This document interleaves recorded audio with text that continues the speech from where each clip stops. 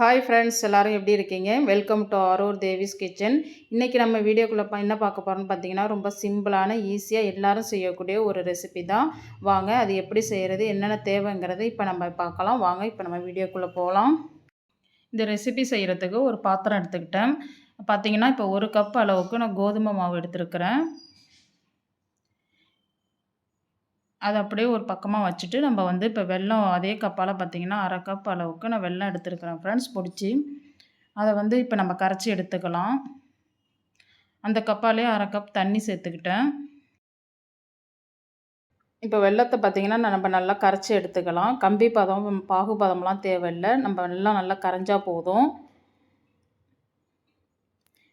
பாருங்கள், வெல்லம் நல்லா கரைஞ்சிடுச்சு. இப்போ நம்ம அந்த சூட்டோடைய அந்த மாவில் நம்ம வடித்து எடுத்துக்குவோம், இல்லைன்னா அதில் தூசு கல் எதுவும் இருக்கும்.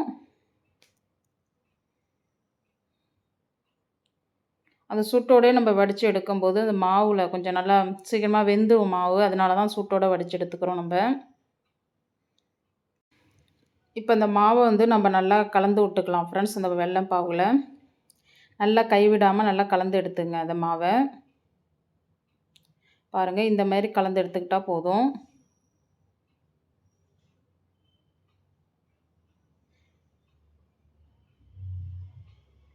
இப்போ அதுக்கு பார்த்திங்கன்னா நம்ம ஏற்கனவே வெள்ளைப்பாகில் 1/2 கப் தண்ணி சேர்த்துருக்குறோம். இன்னொரு 1/2 கப் தண்ணி சேர்த்து நல்லா அந்த மாவை கரைச்சி எடுத்துக்கலாம் நம்ம.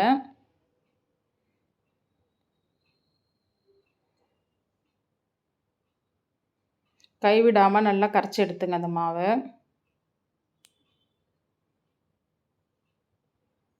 பாருங்கள் ஃப்ரெண்ட்ஸ், தண்ணி பத்தலை, நான் இன்னொரு 1/2 கப் சேர்த்துக்கிட்டேன். மொத்தம் 1/2 கப் தண்ணி சேர்த்துருக்குறேன் 1 கப் மாவுக்கு. நல்லா கட்டி இல்லாமல் அப்படியே நல்லா திக்னஸாக இருக்கிற அளவுக்கு நம்ம நல்லா கரைச்சி எடுத்துக்குவோம். பாருங்கள் ஃப்ரெண்ட்ஸ், நான் ஒரு கரண்டியை மாற்றி கரண்டியால் கரைச்சி எடுத்துக்கலாம். நம்ம நல்லா ஒரு குழிக்கரண்டி எடுத்துங்க. அவ்வளோதான் ஃப்ரெண்ட்ஸ், இந்த அளவுக்கு பதம் இருந்தால் போதும். இந்த அளவுக்கு நம்ம கரைச்சி எடுத்துக்கலாம். இப்போ இதை பார்த்திங்கன்னா ஒரு 10 நிமிஷத்துக்கு பிளேட் போட்டு நம்ம மூடி வச்சுருவோம். ஒரு 10 நிமிஷம் கழித்து நம்ம அதை பார்க்கலாம். பாருங்கள், 10 நிமிஷத்துக்கு மாவு நல்லா கொஞ்சம் நல்லா ஊறி இருக்கும். இப்போ இந்த ஸ்டேஜில் பார்த்திங்கன்னா கொஞ்சமாக ஏலக்காய் தூளும் கொஞ்சமாக சமையல் சோடா உப்பும் சேர்த்துக்குவோம் கொஞ்சமாக. அவ்வளோதான் ஃப்ரெண்ட்ஸ், இதை நல்லா கலந்து விட்டுக்கலாம் நம்ம. எல்லாம் ஒன்றா நல்லா கலந்து விட்ட பிறகு நம்ம இப்போ எண்ணெய் சூடானதோ நம்ம அதில் ஒன்று ஒன்றா போட்டு எடுத்துக்கலாம்.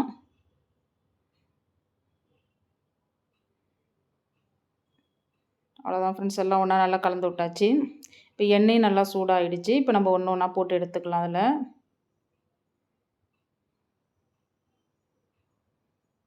போட்ட உடனே பரட்டி விட்றாதீங்க. கொஞ்சம் அடியில் நல்லா வெந்து வந்த பிறகு நம்ம பரட்டி போட்டுக்கலாம்.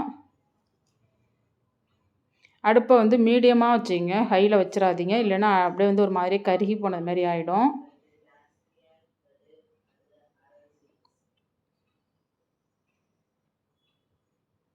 பாருங்கள் ஃப்ரெண்ட்ஸ், இந்த அளவுக்கு செவந்திருந்தால் போதும். மாவு நல்லா வெந்திருக்கும். நம்ம இப்போ எடுத்துக்கலாம். ரொம்பவும் செவக்க விட்றாதீங்க. அவ்வளோதான் ஃப்ரெண்ட்ஸ், எல்லாம் போட்டு எடுத்தாச்சு. பாருங்கள் எவ்வளோ சாஃப்டாக இருக்குது பாருங்கள். நான் இப்போ உங்களுக்கு ஒன்று எடுத்து பிச்சு காட்டுறேன் பாருங்கள் எப்படி இருக்குன்னு. செம சூப்பராக வந்திருக்கு பாருங்கள். நீங்களும் இதேமாரி செஞ்சு பாருங்கள். செஞ்சு பார்த்துட்டு கமெண்ட்ஸில் சொல்லுங்கள் எப்படி இருக்குன்னு.